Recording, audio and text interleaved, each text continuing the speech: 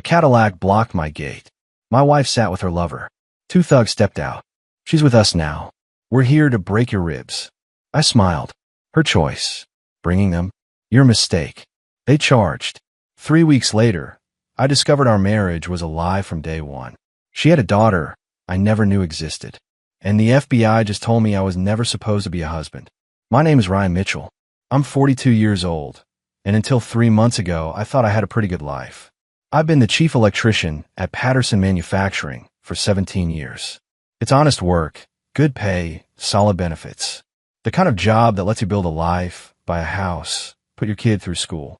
I married Celeste 15 years back when I was 27 and she was 22. She was beautiful, ambitious, sharp as a tack. We had our son Jordan 9 years ago, and I thought we had everything figured out. I was wrong. The day everything fell apart started like any other Tuesday. I'd finished my shift early because we completed a major rewiring project ahead of schedule. I was looking forward to surprising Jordan, maybe taking him out for ice cream before dinner. I pulled onto our street in North Philadelphia just after 4 in the afternoon, already planning what flavor I'd get.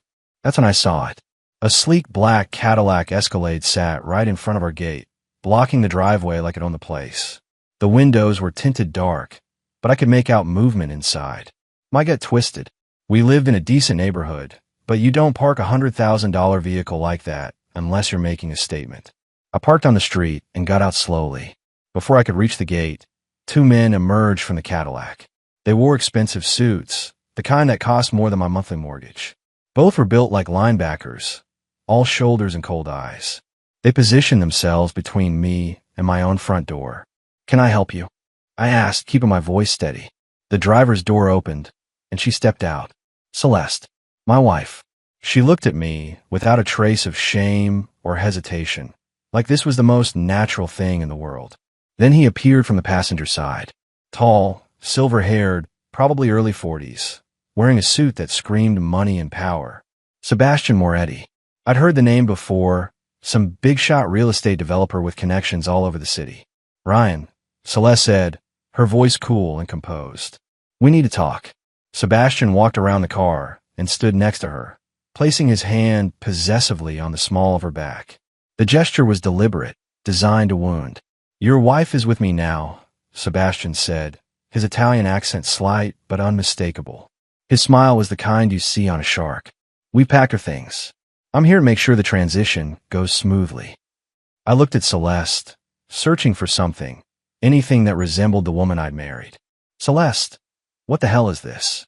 "It's exactly what it looks like," she replied, crossing her arms. "I'm leaving, Ryan. I deserve more than this. More than you." One of the thugs, a thick-necked guy with a scar above his eyebrow, stepped forward. "Mr. Moretti wants to make something clear," he said, his voice rough. "She's with us now. We're here to break a few of your ribs if you try anything stupid. Just a little preventive measure." The second thug grinned, flexing his fingers like he was warming up. I felt the rage building, hot and sharp in my chest. But I learned a long time ago, back in my army days before I became an electrician, that rage is only useful if you control it. I let a slow, cold smile spread across my face. "Let me get this straight," I said quietly, looking directly at Sebastian. "If my wife chose to betray everything we built, that's her choice. But you brought these 2 idiots to threaten me in my own house." Sebastian's smile faltered just a fraction. "Insurance, Mitchell. Nothing personal." "Everything's personal," I said. Then I looked at the 2 thugs. "You boys really want to do this?" They didn't wait to answer. The scarred one rushed me first, throwing a wide right hook. I ducked under it easily. 17 years of electrical work had kept my reflexes sharp. I drove my elbow up into his solar plexus, and he folded like a cheap tent, gasping for air. The second thug came at me from the side. I pivoted, caught his wrist mid-swing, twisted hard, and used his own momentum to send him stumbling into the Cadillac's hood with a heavy thud. He slid to the ground, dazed. The whole thing took maybe 10 seconds. Sebastian backed toward the car, his face pale. "Look, there's been a misunderstanding." "No misunderstanding." I cut him off, walking forward. "You came to my house. You threatened me. Bad decision." Celeste finally showed some emotion, panic flashing across her face. "Ryan, stop." "Ryan, please," Celeste said, her voice shaking. Just let us leave. I looked at her, really looked at her, standing there next to a man who just sent thugs to threaten me. Where's Jordan? Her eyes flicked away. He's with my sister. He's fine. You took my son without telling me. The words came out low and dangerous. Our son needed stability. She shot back, finding her spine again. Not this chaos. Sebastian had recovered some of his composure, though he stayed near the car. Mitchell, let's be civilized about this. Celeste has made her choice. Fighting it won't change anything. Get off my property. I said each word like a nail being hammered. They loaded into the Cadillac, quickly, the two thugs limping as they climbed in. As they pulled away, Celeste didn't look back once. I stood there in my driveway, 17 years of marriage evaporating like steam. I went inside. The house felt wrong immediately. Half the closet was empty. Her laptop was gone from the desk. Pictures of us had been removed from the walls, leaving rectangular shadows on the paint. She'd been planning this, taking things gradually so I wouldn't notice. I called my sister Marie. I need you to do me a favor, I said when she answered. Can you come stay with me for a few days? Ryan? What's wrong? Everything. I'll explain when you get here. The next morning, I showed up to work like normal. What else was I supposed to do? Sit at home and fall apart? Patterson Manufacturing had been my second home for 17 years. I knew every wire, every circuit, every corner of that facility. My supervisor, Tom Hendricks, called me into his office before lunch. He looked uncomfortable, wouldn't meet my eyes. Ryan, we need to talk, he said, closing the door. What's going on, Tom? He shifted in his chair. Corporate got a call yesterday from Sebastian Moretti's office. My stomach dropped. And Moretti's a major investor in Patterson. Sits on the board. He's requested that we make some changes. You're firing me. It wasn't a question. Tom looked miserable. I fought it, Ryan. You know I did. But it came from the top. I'm sorry. I stood up slowly. 17 years, Tom. 17 years I've given this place. I know. It's not right. It's not fair. But my hands are tied. I cleaned out my locker in silence. The guys on the floor knew something was wrong. A few tried to ask questions, but I just shook my head. What could I say? That my wife's new boyfriend was powerful enough to take my livelihood with a phone call? When I got home, I found an envelope in the mailbox. Legal documents. Divorce petition. Celeste had filed 3 days ago, before the confrontation at the gate. She planned every step, but got worse. A temporary restraining order, claiming I'd been verbally abusive and threatening. Complete lies, but there was in black and white. And buried in the paperwork, the real gut punch. She had emergency temporary custody of Jordan. I wasn't allowed to contact my son without her permission. I sat at my kitchen table, staring at the papers. In 24 hours, I lost my wife, my job, and my son. My phone rang. Unknown number. I answered anyway. Mr. Mitchell. A woman's voice, professional. This is Detective Sarah Klein with Philadelphia PD. I need to ask you some questions about an incident yesterday involving Sebastian Moretti. What kind of questions? Mr. Moretti has filed a complaint. Assault charges. 2 of his security staff are in the hospital. I laughed, hollow and bitter. They came to my house to threaten me. That's not what the report says. Can you come down to the station? Do I need a lawyer? She paused. That's your right, Mr. Mitchell. I hung up and called the only person I could think of. Grant Stevens. We've been friends since high school, and he'd gone on to become a defense attorney. Grant, I said when he picked up. I need help. Grant met me at the police station. He looked sharp in his suit, every inch the successful attorney. We'd grown up in the same rough neighborhood in South Philly, but he'd made it out through law school while I'd chosen the Army and then electrical work. Don't say anything, Grant instructed as we walked in. Let me handle this. Detective Klein was in her 40s, professional but cold. She led us to an interview room and laid out photos of the 2 thugs from yesterday. One had a broken rib, the other a concussion. Your client assaulted these men, she said, tapping the photos. Grant didn't blink.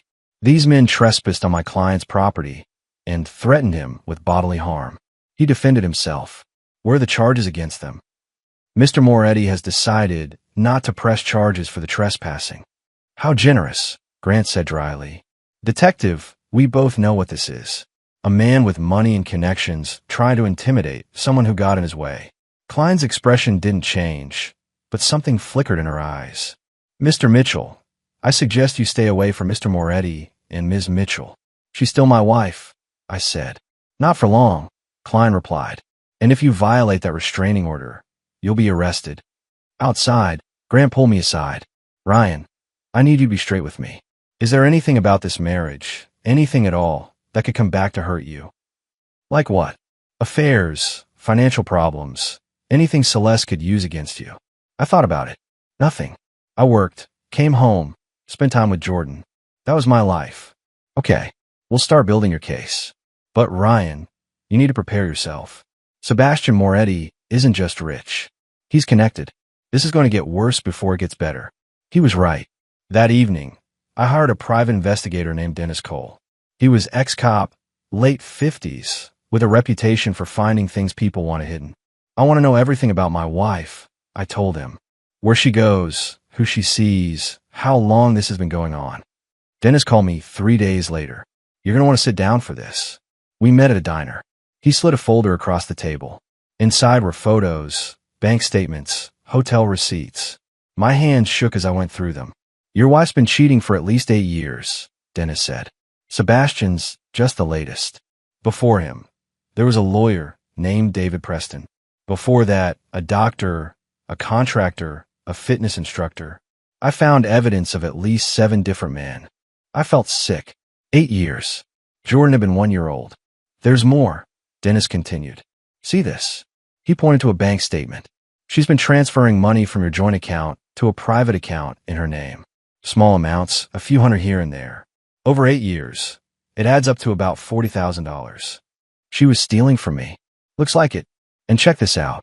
He showed me a property record. This condo in Center City, bought 3 years ago, listed under an LLC, but I traced it back to Celeste. She's been using it as her private apartment. The betrayal went deeper than I'd imagined. Our entire marriage had been a lie. One more thing, Dennis said quietly. Your wife had another child, a daughter. She gave her up for adoption 14 years ago, right before you got married. The room spun. What? The girl's name is Emma Lawson. She's 14, lives with foster parents in Wilmington, Delaware. I contacted the agency. The girl's been asking about her birth mother. I couldn't breathe. Celeste had a daughter she'd never told me about. A daughter who existed before our marriage, hidden away like a shameful secret. Does Celeste know the girl's looking for her? I asked. Don't know, but you might want to reach out. Emma could be an important witness about your wife's character. I left the diner with a folder burning a hole under my arm. That night, I sat in Jordan's empty room and stared at the photos of men I'd never met. Men who'd been with my wife while I'd been at work, providing for our family. Grant called me at 6 in the morning. Ryan, we've got a problem. Judge Thompson is assigned to your custody case. I was still half asleep. So, Thompson plays golf with Sebastian Moretti every Sunday. They're friends. I sat up. Can we get a different judge? I'm filing for recusal, but it takes time. And Ryan, there's something else. I got a call last night. Anonymous. Telling me to drop your case. A threat. Implied. Nothing direct enough to report, but the message was clear. This was exactly what Punk 5 warned about. Sebastian had connections everywhere. Judges, cops, people in power. What do? I asked. We go federal. If the local system's compromised, we need to bring in outside authorities. I've got a contact at the FBI who handles public corruption cases. 2 days later, Grant and I met with Special Agent Patricia Rhodes in a federal building downtown. She was sharp-eyed, skeptical, but she listened. What you're describing is serious, Rhodes said after we laid everything out. But we need evidence of actual corruption, not just social connections. What about him getting me fired? I asked. One phone call, and I lost my job. That's not illegal, Mr. Mitchell. Unethical, maybe, but not criminal. Grant leaned forward. What if we could prove that Judge Thompson is taking bribes? Or that Moretti's using his influence to manipulate court cases? Then we'd have something, Rhodes admitted. But that kind of investigation takes months, and you need your son now. She was right. While we built a case, Jordan was stuck with Celeste and Sebastian. That afternoon, I got another shock. An email from a woman named Patricia Lawson, Emma's foster mother. Mr. Mitchell, Emma has been asking about her biological mother. We recently learned that Celeste Mitchell is her birth mother. Emma would like to meet you, if you're willing. I called Grant immediately. Is this legal? Can I meet her without Celeste's permission? Emma's 14. She has a right to know her biological family. And you're not violating any custody order because she's not your legal child. But Ryan, be careful. This could blow up in complicated ways. I drove to Wilmington the next day. The Lawsons lived in a modest house in a quiet neighborhood. Patricia greeted me at the door, cautious but kind. Emma sat in the living room. She had Celeste's eyes, her bone structure, but there was a wariness in her expression that reminded me of myself. Hi, I said, sitting across from her. I'm Ryan. You're married to my birth mother, Emma said. It wasn't a question. I am. Or I was. We're getting divorced. Because she cheated on you? I blinked, surprised. How did you know that? I've been researching her. Found some stuff online. She's with some rich guy now, right? Yeah. Sebastian Moretti. Emma looked down at her hands. I want to meet her. Find out why she gave me up. But now I don't know. Emma, I said gently. Why did you want to meet me? She met my eyes. Because I wanted to know if everyone in my biological family was like her. Selfish. A liar. I'm not, I said. And Emma, I need to tell you something. Your mother, she used you. Over the next hour, I explained everything Dennis had uncovered. How Celeste had used Emma as an alibi years ago, claiming she was visiting her sick cousin in Delaware when she was really meeting one of her lovers. Emma had been a convenient excuse. Emma's hands trembled as she processed what I told her. She used me as an excuse to cheat on you. Not just me, I said quietly. Before we got married, she was with other men. She'd tell people she was visiting you when she wasn't. You were her alibi before you even knew she existed. Patricia Lawson, Emma's foster mother, put a protective hand on the girl's shoulder. Mr. Mitchell, this is a lot for Emma to handle. I know. I'm sorry. But Emma deserves the truth about who her mother really is. Emma looked up, tears streaming down her face. All this time, I thought maybe she gave me up because she wasn't ready, because she was young and scared. But she's just selfish, isn't she? Yeah, I said. She is. Emma wiped her eyes. You have a son, Jordan, right? I do. He's 9. Does he know about me? No. Celeste never told either of us you existed. Emma stood up, paced to the window. When she turned back, there was steel in her eyes that reminded me of myself. I want to testify. In court. I want to tell the judge what kind of person she is. Patricia looked alarmed. Emma, that's a big decision. You don't have to. Yes, I do. Emma interrupted. She used me. She threw me away and then used me to cover her lies. If I can help you keep your son away from her, I will. Grant wasn't sure when I told him. Ryan, putting a 14-year-old girl on the stand is risky. The judge might see it as you manipulating a child. She volunteered, I said. And Grant, she's a victim too. Celeste used her own daughter as an alibi. That speaks to character. You're right. But we need to be careful how we present this. 2 weeks later, I got a call that changed everything. It was Jordan. He'd somehow gotten hold of the phone. Dad. His voice was small, scared. Jordan, buddy, are you okay? I miss you, Dad. Mom's boyfriend is weird. He keeps trying to act like he's my dad, buying me stuff, but it feels wrong. My heart broke. I'm working on getting you back, Jordan. I promise. Dad, there's something else. I heard Mom talking on the phone. She said something about you not being allowed to leave the state. About getting your passport revoked. What does that mean? Ice flooded my veins. When did you hear this? Yesterday. She was talking to someone. I don't know who. I called Grant immediately. They're trying to make sure I can't leave the country. That's part of Punk 14, Grant said grimly. Ryan, I need to tell you something. I did some digging. You're a naturalized citizen, right? From Poland. Yeah. I came here when I was 12. Got my citizenship at 18. Sebastian's people are looking into your immigration records. They're searching for any irregularities, any mistakes in your paperwork. If they find something, they could try to challenge your citizenship status. That was 24 years ago. Everything was legitimate. Doesn't matter. If they can create doubt, they can tie you up in immigration court for years. And if you're fighting deportation, you can't fight for custody of Jordan. This was worse than I'd imagined. They weren't just trying to take my son. They were trying to erase me completely. That night, Dennis called with more information. Ryan, I found something. You know how Celeste met Sebastian? It wasn't random. What do you mean? 3 years ago, you worked on a security system installation at Patterson Manufacturing. You designed the electrical layout for their new research and development facility. That facility is working on a military contract, classified stuff. My stomach sank. How do you know this? Because Sebastian Moretti has been trying to get access to that facility for 2 years. He wants the contracts, the patents, the technology, and he couldn't get in through normal channels. So he went through Celeste. I said, the pieces falling into place. Exactly. She approached him at a charity event 3 years ago. I found the photos. But Ryan, I think it goes back further. I think Celeste was planted in your life 15 years ago to get close to you. The room spun. That's insane. Is it? Think about it. You met her right after you got the job at Patterson. She pursued you hard, married you fast, and she's been in the perfect position to access your work files, your computer, your information for 15 years. You're saying my entire marriage was a setup? From day one. I'm saying it's possible. And if it's true, Sebastian Moretti isn't just some rich guy who stole your wife. He's been running an espionage operation, using her as the asset.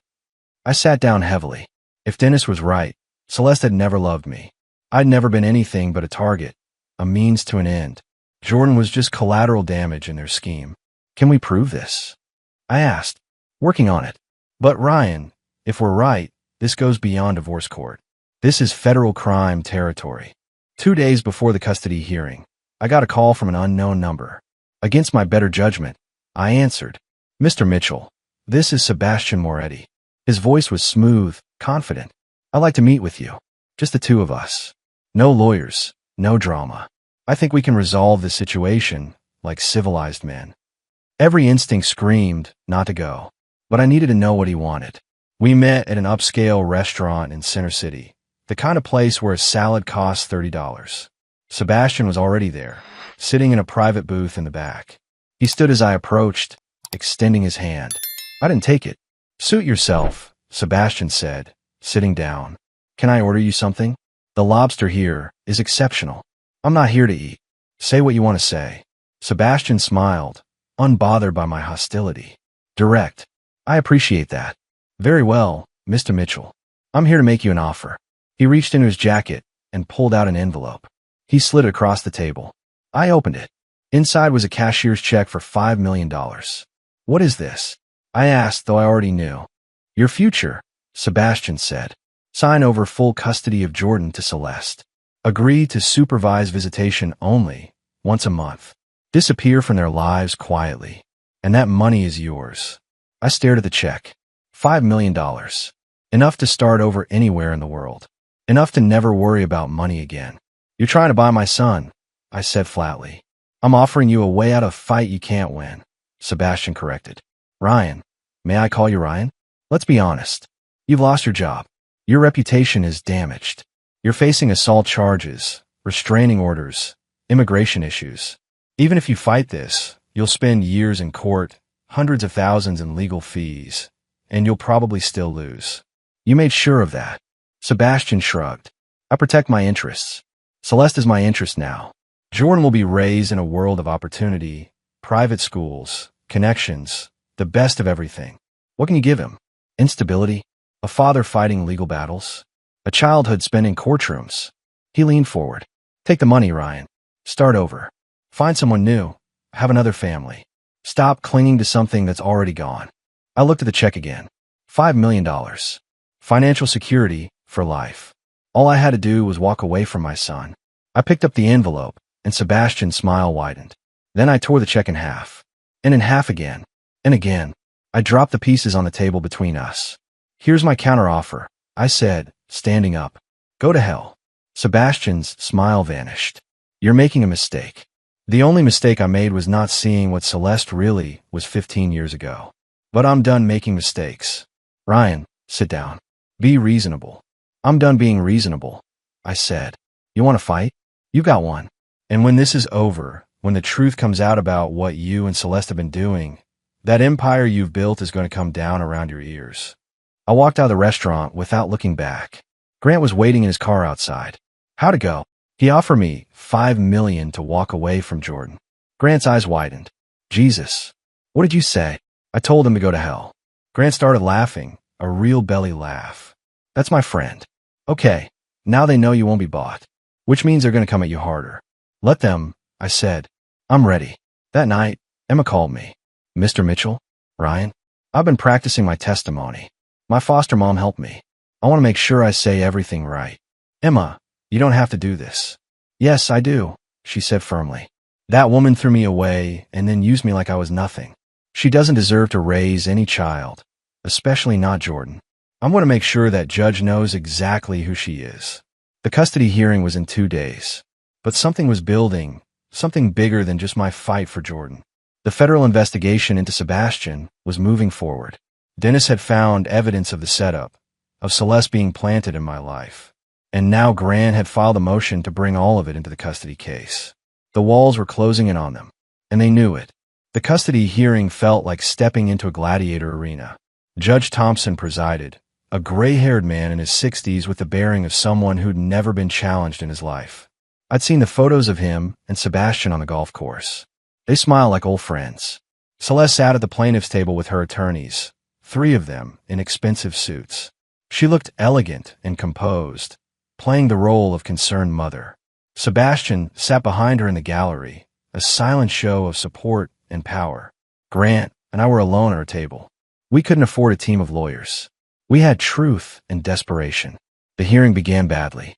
Celeste's lead attorney, a shark named Douglas Kent, painted me as unstable and violent. He showed photos of the 2 security guards I'd put in the hospital. Mr. Mitchell has demonstrated a pattern of aggressive behavior, Kent argued. He assaulted 2 men simply for being present at his residence. What kind of example does that set for a 9-year-old child? Those men threatened to break my ribs, I said, unable to stay silent. Judge Thompson's gavel came down. Mr. Mitchell, you'll have your chance to speak. Right now, you'll be quiet. Grant stood. Your Honor, those men were trespassing and made verbal threats against my client. He acted in self-defense on his own property. That's for another court to decide, Thompson said dismissively. Continue, Mr. Kent. Kent called Celeste to the stand. She was perfect, tearful but composed, worried but strong. She talked about my increasingly erratic behavior, my obsession with work, my emotional distance from Jordan. All eyes. But she sold them beautifully. Then Kent dropped his bombshell. Mrs. Mitchell, is there anything else the court should know about your husband's fitness as a parent? Celeste dabbed her eyes. Yes. Ryan has been making threats. He contacted a young girl, a 14-year-old named Emma Lawson, and has been coaching her to testify against me. He's using a child as a weapon. The courtroom erupted in whispers. Judge Thompson looked at me with open disgust. Grant shot to his feet. Your Honor, that's a complete misrepresentation. Is this true, Mr. Stevens? Does your client have a 14-year-old girl ready to testify? Yes, but a child he has no legal relationship with. Thompson pressed. Emma Lawson is Mrs. Mitchell's biological daughter, Grant said firmly. A daughter she gave up for adoption and never told my client about. Emma volunteered to testify about her mother's character. The room went silent. Celeste's face went white. Kent looked like he'd been slapped. Your Honor, Grant continued, we can prove that Mrs. Mitchell used Emma as an alibi for her extramarital affairs. She's been lying to this court, to my client, and most tragically, to her own children. Thompson's expression shifted slightly. I'll hear from the girl. But Mr. Stevens, tread very carefully. Emma took the stand. She looked small and nervous, but when she started speaking, her voice was steady. My birth mother gave me up 14 years ago, Emma said. I've been in foster care since I was a baby, but she didn't just abandon me. She used me. Whenever she wanted to cover up where she was really going, she'd tell people she was visiting her daughter in Delaware. She made me part of her lies before I even knew she existed. Ken tried to interrupt, but Thompson waved him off, listening. And it's not just me, Emma continued. I talked to her current son, Jordan, my half-brother. She used him too. Made him lie about where she was. Made him keep secrets. She uses everyone around her. Then the moment that changed everything. The back door of the courtroom opened, and Jordan walked in with Marie, my sister. He wasn't supposed to be there. Celeste had forbidden it. But he'd run away from Celeste's sister's house and called Marie. Your Honor, Marie said. Jordan Mitchell asked to be here. He has something to say. Thompson looked torn. This is highly irregular. I want to live with my dad, Jordan shouted, his voice echoing through the courtroom. Mom's boyfriend is creepy, and Mom's always gone, and I miss my dad. Why can't I just live with my dad? Celeste stood up. Jordan, honey, please. No. Jordan yelled. You lied to me.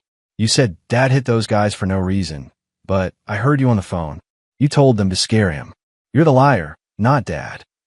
The courtroom exploded. Thompson's gavel came down repeatedly. Order. I will have order. But the damage was done. A 9-year-old boy had just called his mother a liar in open court, in front of everyone. Grant leaned over to me. We didn't plan this, did we? No, I said, watching my son being let out by a bailiff. But Jordan's braver than both of us. Thompson called a recess. As we filed out, I saw Sebastian's face. He looked furious. Celeste was crying, but whether from shame or anger, I couldn't tell. In the hallway, Grant grabbed my arm. Ryan, this could go either way. Thompson might see Jordan as a manipulated child, or he might see the truth. We won't know until he rules. But something had shifted. The perfect image Celeste had presented was shattered. Her own son had exposed her lies. And in the gallery, I'd noticed 2 men in dark suits taking notes. Federal agents. The investigation was moving forward. That night, Grant got a call that made my blood run cold. Ryan, it's about my family. You need to come to my house. Now. I drove to Grant's place in the suburbs. Police cars were parked outside, lights flashing. Grant stood on his front lawn, his arm around his wife, Michelle. Their 2 kids, teenagers, huddled nearby looking terrified. What happened? I asked. Someone tried to grab Michelle, Grant said, his voice shaking with rage. She was getting groceries out of the car. A van pulled up, 2 men got out. They tried to force her inside. Michelle was trembling. I screamed. The neighbor came out with his dog, and they ran. But Grant, they knew my name. They said, tell your husband to back off, or next time we won't leave. This was Punk 24. They were going after Grant's family, to get him to drop my case. I'm calling the FBI. I said. Already did, Grant replied. Agent Rhodes is on her way. Rhodes arrived within the hour. She listened to Michelle's statement, examined the scene, and then pulled Grant and me aside. This is escalating faster than I expected, Rhodes said. Mr. Stevens, your family is in danger. I can offer you protective custody, witness protection if necessary. Grant looked at his wife and kids. I saw the war in his eyes. His family versus his principles. Versus me. Grant, I said quietly. If you need to step away from this case, I understand. Your family comes first. He looked at me, torn. Michelle walked over and took his hand. Grant, we're scared, she said. But we're also not going to let these people win. If you walk away now, they'll know they can threaten anyone who stands up to them. Our kids need to see that we don't cave to bullies. Grant's eyes filled with tears. He pulled his wife close. You're sure? I'm terrified, Michelle admitted. But I'm sure. Grant turned to Rhodes. We'll take the protection, but I'm staying on this case. Brave choice, Rhodes said. And it might be the break we need. Mr. Mitchell, the attempted kidnapping gives us probable cause to investigate Sebastian Moretti directly. We can start pulling his communications, his financial records, everything. What about the immigration thing? I asked. They're trying to get me deported. Rhodes looked grim. That's moving forward separately. But here's where it gets interesting. We've been investigating Moretti's business dealings for 6 months. Money laundering, fraud, conspiracy. If your wife was working with him to access classified information from Patterson Manufacturing, that's industrial espionage, federal crime. And if they're using immigration threats to silence you, that's witness intimidation. Can you stop the deportation proceedings? Grant asked. I can try, but immigration courts don't answer to the FBI. However, if Mitchell is a witness in a federal investigation, that carries some weight. Over the next 3 days, things moved fast. Rhodes got a warrant for Sebastian's communications. What they found was damning. Emails between Sebastian and Celeste going back 12 years, before we were even married. Discussions about the target and the asset, about my job at Patterson, about getting access to classified research. Celeste hadn't just met me by chance. She'd been assigned to me. Our entire marriage was an intelligence operation. But Sebastian made a critical mistake. In his arrogance, he'd kept records of everything, including payments to Judge Thompson. $20,000, transferred quarterly for 2 years. Golf trips to Scotland. A luxury car for Thompson's wife. All documented. Rhodes called us in. We've got him. Thompson's dirty, and we can prove it. He'll be arrested tomorrow. Your custody case will be reassigned to a federal judge. What about Celeste? I asked. She's looking at serious time. Conspiracy, espionage, fraud. If she cooperates, maybe 10 years. If she doesn't, 25 to life. My phone rang. Unknown number. Against Rhodes's advice, I answered on speaker. Mitchell. Sebastian's voice was tight, controlled fury. You've made a terrible mistake. No, Sebastian. You made the mistake when you thought you could buy everything and everyone. Your immigration case is being expedited. You'll be on a plane to Poland within the week. Actually, Rhodes interjected. Mr. Mitchell is under federal protection as a witness. Any attempt to deport him will be blocked.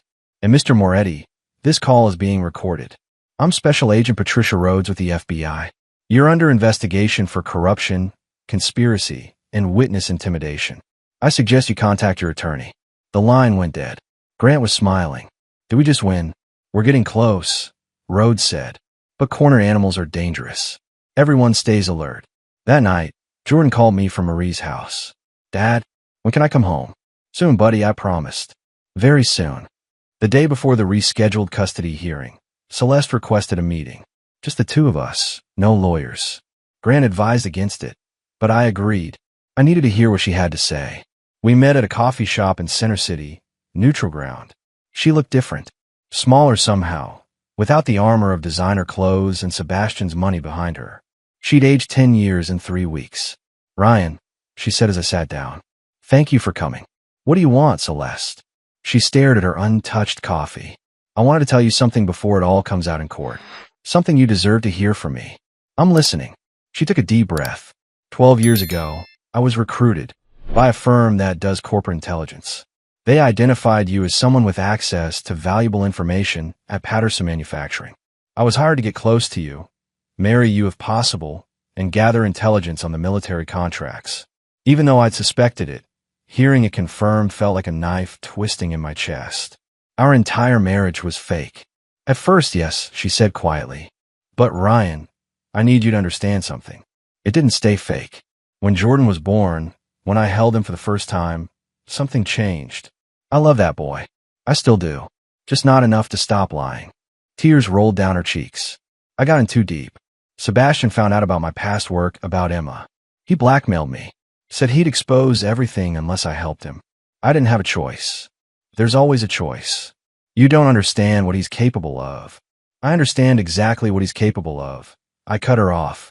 He tried to destroy my life, threatened my friend's family, tried to get me deported. And you helped him every step of the way. I was protecting Jordan.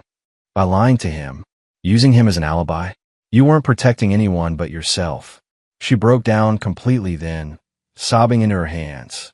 Part of me, a small part, felt sympathy, but most of me felt nothing but cold anger.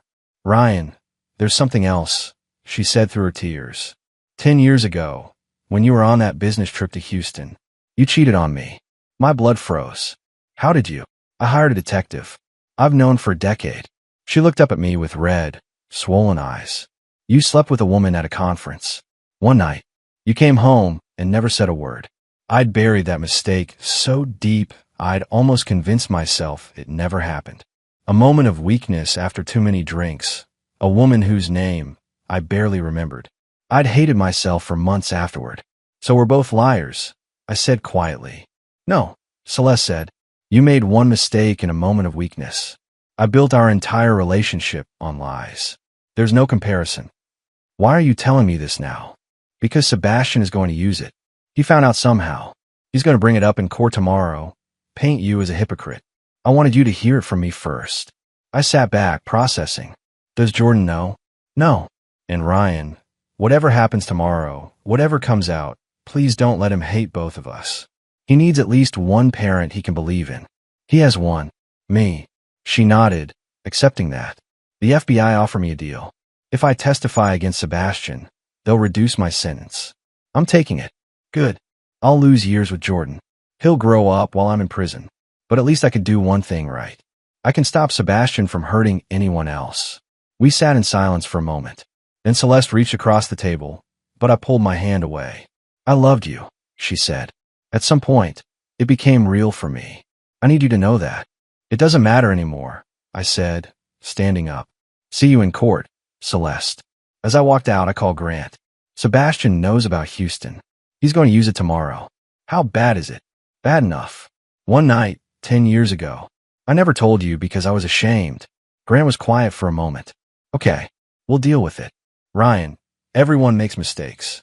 What matters is what you did after. You didn't make a pattern. You didn't build your life on lies. Will the judge see it that way? I don't know, but we're about to find out. The courtroom was packed. Judge Elizabeth Farmer, the federal judge assigned to replace Thompson, was in her 50s with sharp eyes that missed nothing. Thompson himself was in federal custody, awaiting trial for corruption. Sebastian sat in the back, his empire crumbling, but still fighting. Celeste sat at the plaintiff's table alone. Her lawyers had abandoned her when she'd agreed to testify against Sebastian. The hearing began with Sebastian's lawyer, a desperate man named Richard Vale, calling me to the stand. Mr. Mitchell, Vale said, isn't it true that 10 years ago, you were unfaithful to your wife? The courtroom went silent. I saw Jordan in the gallery with Marie, his eyes wide. Yes, I said clearly. I made a terrible mistake one night in Houston. I've regretted it every day since. And you never told your wife? No, I was ashamed and I was wrong. Vale smiled. So while you're here claiming moral superiority, painting yourself as the victim of infidelity, you're actually a hypocrite who betrayed his own marriage vows. Grant stood. Your Honor, Mr. Mitchell made one mistake a decade ago. A mistake he's acknowledging openly. Mrs. Mitchell conducted affairs with 7 different men over 8 years, used her children as alibis, and conspired to commit espionage. The comparison is offensive. Judge Farmer looked at me. Mr. Mitchell, did your single indiscretion become a pattern? No, Your Honor. It happened once, and it's haunted me ever since. Did you use your son to cover it up? Never. Did you steal money, commit fraud, or conspire to commit federal crimes? No, ma'am. Farmer nodded. Mr. Vale, if you're suggesting that one mistake 10 years ago makes Mr. Mitchell unfit as a parent, while ignoring Mrs. Mitchell's extensive pattern of deception and criminal activity, you're wasting this court's time. Vale sat down, defeated. Then Celeste took the stand, not to defend herself, but to tell the truth. She confirmed everything. The intelligence operation, Sebastian's blackmail, the years of lies. She looked at Jordan and apologized, tears streaming down her face. I was supposed to use you, she said to me. But Jordan changed everything. He made me want to be better. I failed him. I failed both of you. Judge Farmer called a recess. When we returned, she delivered her ruling. This court grants full physical and legal custody of Jordan Mitchell to Ryan Mitchell, Farmer said. Mrs. Mitchell will be allowed supervised visitation upon her release from federal custody, pending psychological evaluation and completion of parenting courses. Jordan ran to me, and I held him tight, both of us crying. 2 months later, Sebastian Moretti was sentenced to 18 years in federal prison. Celeste received 12 years with a possibility of parole after 8. Emma had become a regular part of our lives, spending weekends with Jordan and me. She'd found siblings she never knew existed, and Jordan had found sister. I'd rebuilt my career, accepting a position as head of electrical engineering at a different firm, one untainted by corruption. Grant's family was safe, living in a new house with better security. The immigration case against me was dismissed. My citizenship was secure. One evening, Jordan and Emma were playing video games in the living room while I cooked dinner. Jordan looked up at me and said, "Dad, are we going to be okay?" I smiled. "Yeah, buddy, we're going to be better than okay." Emma added, "We're a family now, right?" "Right," I confirmed. "A real one this time, built on truth."